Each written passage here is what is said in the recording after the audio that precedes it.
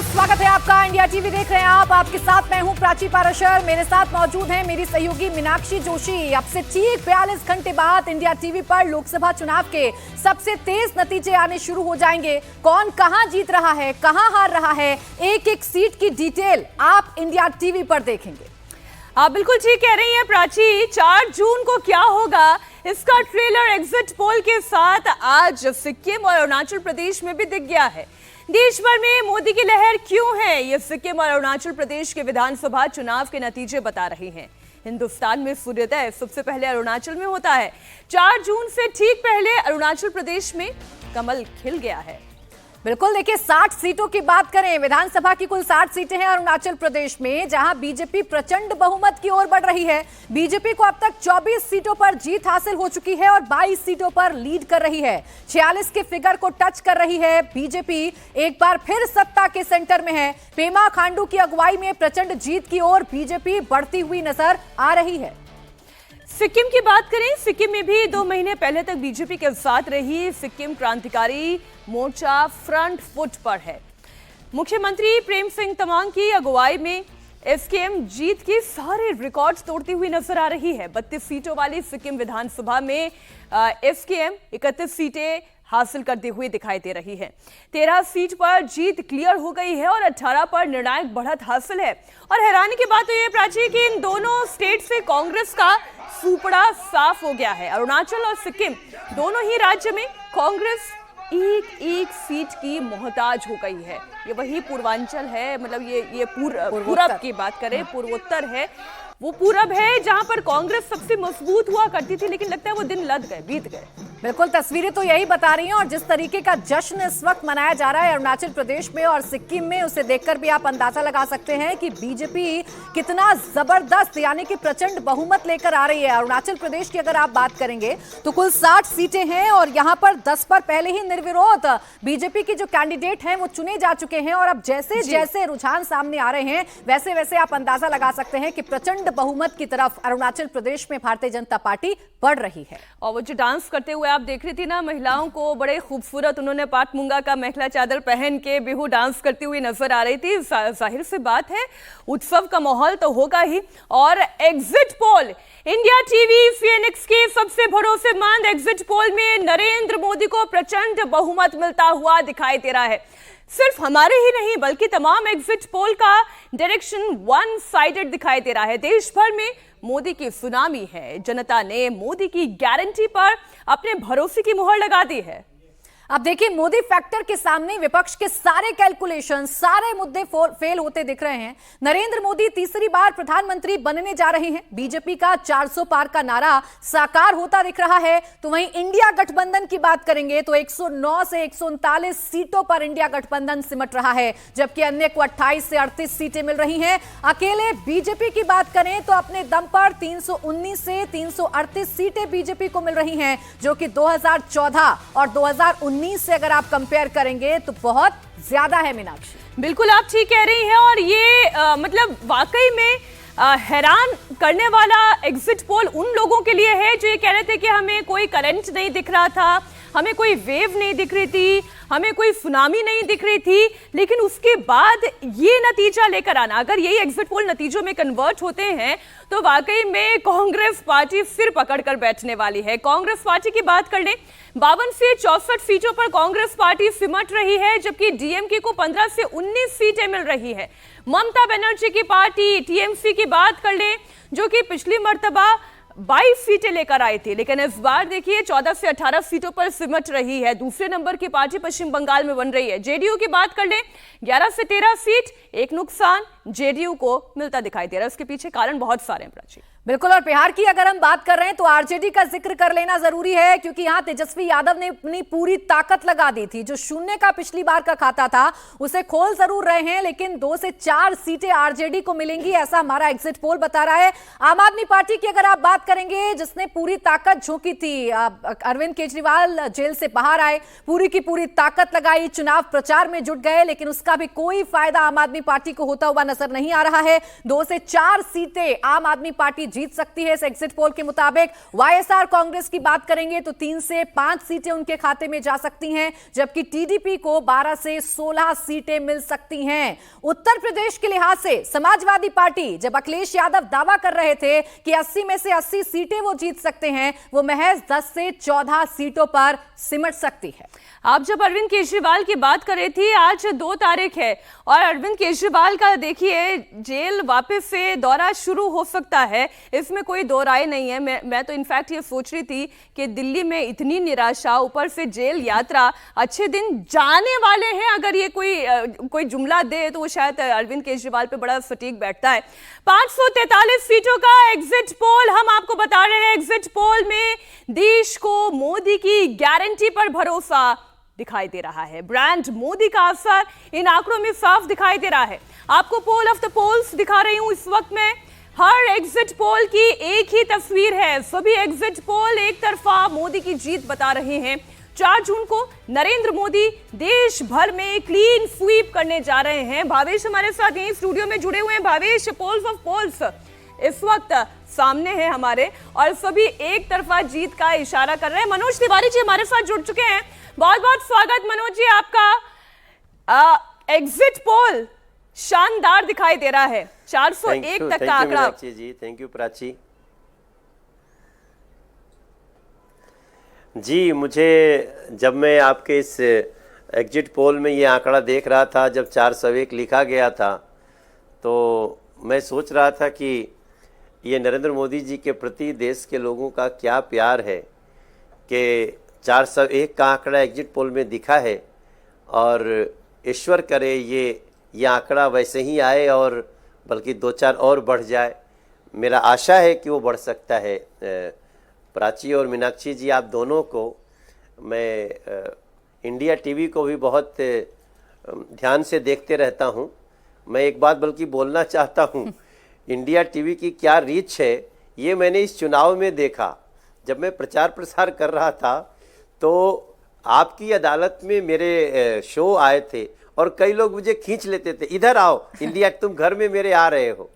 मैं सोचता था क्या इतना रिच ये इंडिया टीवी। और मैं रजत जी को भी बधाई देता हूँ, क्योंकि कई बार ना इस दौड़ में लगता है पता नहीं कौन कितना देखा जा रहा है, मगर इस चुनाव में मैंने ये अनुभव किया।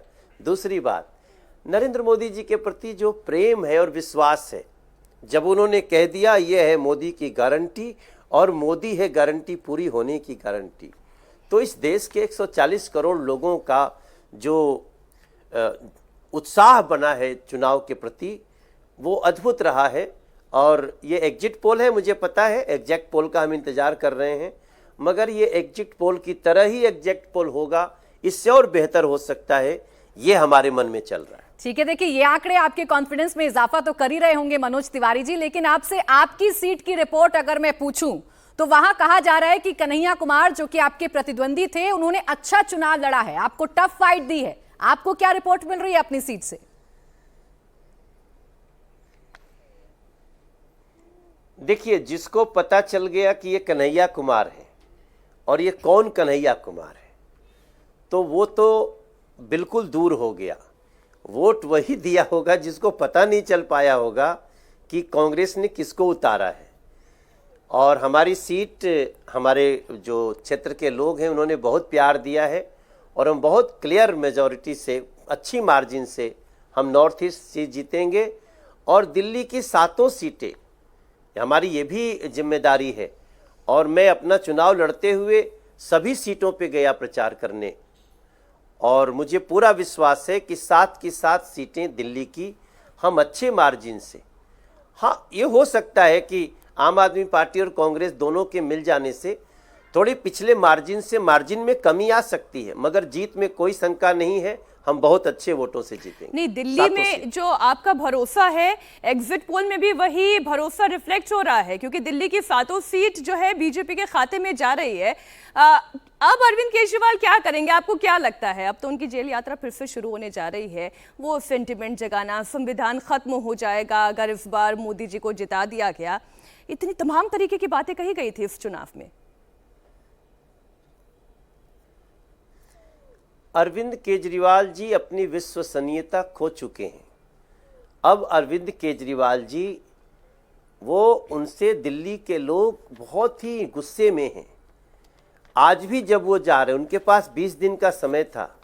इस 20 दिन में उन्होंने कभी दिल्ली से पूछा कि आप बिना पानी के कैसे जी रहे हो, आप गंदे पानी से कैसे जी रहे हो?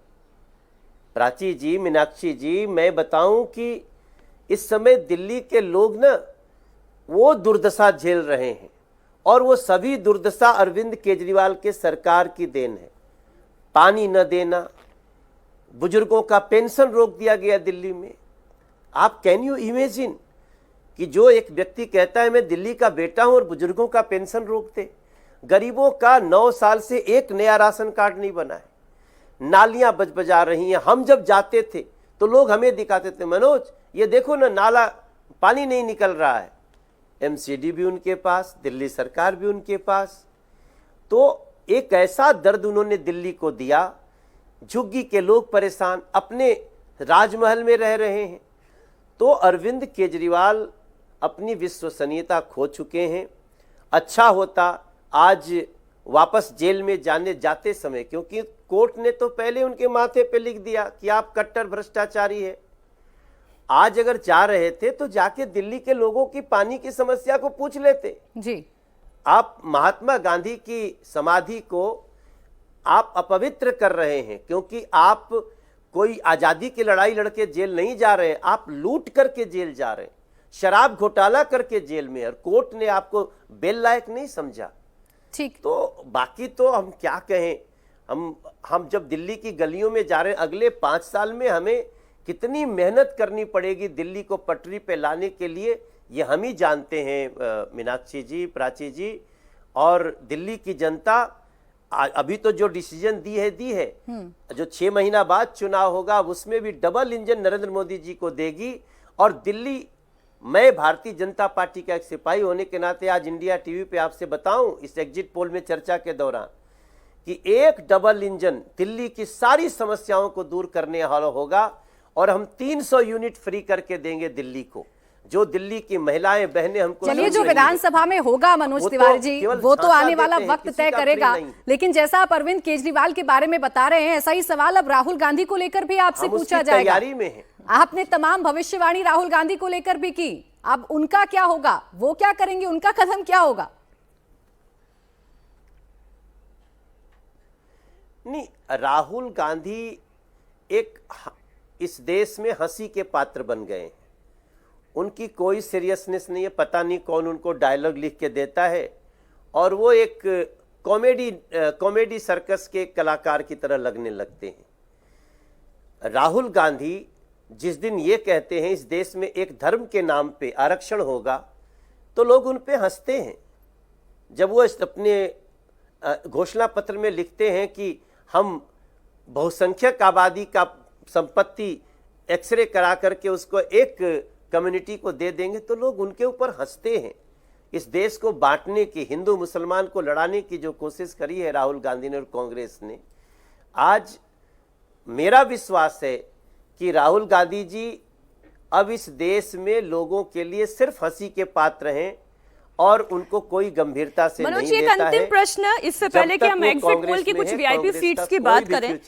मनोज जी, माना कि 401 तक आप जा रहे हैं, ऐसा एग्जिट पोल दिखा रहा है, लेकिन बिहार में नुकसान हो रहा है। अलायंस का ही सही, लेकिन नुकसान हो रहा है। पिछली बार वाला प्रदर्शन नहीं है इस बार बिहार में।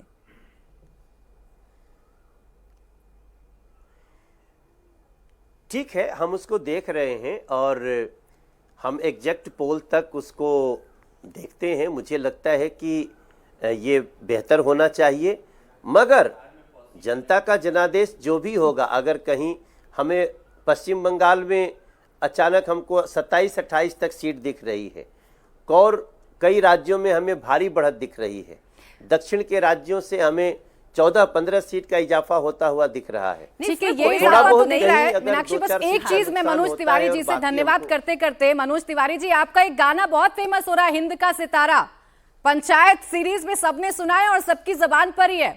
एग्जिट पोल को देखकर उस गाने को जरा गुनगुनाएंगे हमारे दर्शकों के लिए, कैसे जोड़ेंगे सिचुएशन से इसे? नहीं नहीं, जरूर जरूर, मैंने पंचायत का गाना गाया है और बहुत वायरल हो गया है, और ये सही समय पे गाने का शब्द आता है। अरे कैसन सुमंगल मंगल मूरत सुहावन सुंदर सूरत हो, ए ललना ए करे तरहल हा जरूरत सुमंगल मंगल मूरत हो, हे ललना ये करे तरहल हा जरूरत मुहूर्त मंगल मूरत हो, सब मंगल मंगल होगा, ऐसा मेरा विश्वास बहुत है। शुक्रिया मनोज तिवारी जी इंडिया टीवी को समय देने के लिए। और हमारे साथ भावेश जी जुड़े हुए हैं, वो ये कह रहे हैं अभी भी 39 सीट तक बिहार में अलायंस जा सकता है। 4 जून को नरेंद्र मोदी प्रचंड बहुमत के साथ तीसरी बार प्रधानमंत्री बनने जा रहे हैं, लेकिन मोदी को इतने नंबर आखिर आ कैसे रहे हैं, कहां से आ रहे हैं, किस राज्य से आ रहे हैं और किन सीटों से आ रहे हैं, एक एक सीट पर अब हम बात करने जा रहे हैं। और शुरुआत करेंगे देश के सबसे बड़े राज्य उत्तर प्रदेश से।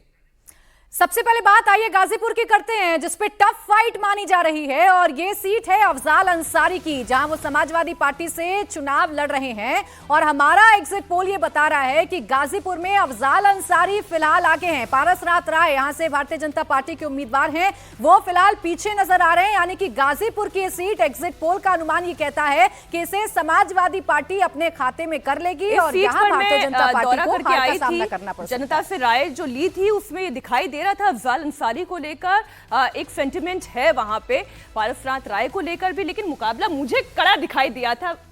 मैं इस पर वापस आऊंगी आपके पास भावेश, मुझे पता है आपने एनालिसिस जो किया है। कैराना सीट की एक और बात कर लें। कैराना सीट जहां से इकरा हसन मैदान में है, समाजवादी पार्टी की उम्मीदवार हैं इकरा हसन। ये अब मैं इतनी दूर से पढ़ नहीं पा रही हूँ, जरा ये बता दीजिए, आगे चल रही है पीछे चल रही है? पीछे चल रही है। इकरा हसन पीछे चल रही है, और यहाँ से उम्मीदवार हैं प्रदीप चौधरी भारतीय जनता पार्टी के। वो मजबूत कैंडिडेट के तौर पर उभर कर आए। हालांकि इकरा हसन के बारे में कहा जा रहा था कि पढ़ी लिखी उम्मीदवार हैं और अच्छा यहाँ पर वो चुनाव लड़ी हैं, लेकिन फिलहाल हमारा एग्जिट पोल ये बता रहा है कि कैराना की ये सीट समाजवादी पार्टी नहीं बल्कि बीजेपी के खाते में जा सकती है। हमें रुकना होगा एक छोटे से ब्रेक के लिए, और हमारे साथ भावेश झा भी इस वक्त स्टूडियो में ही जुड़े हुए हैं।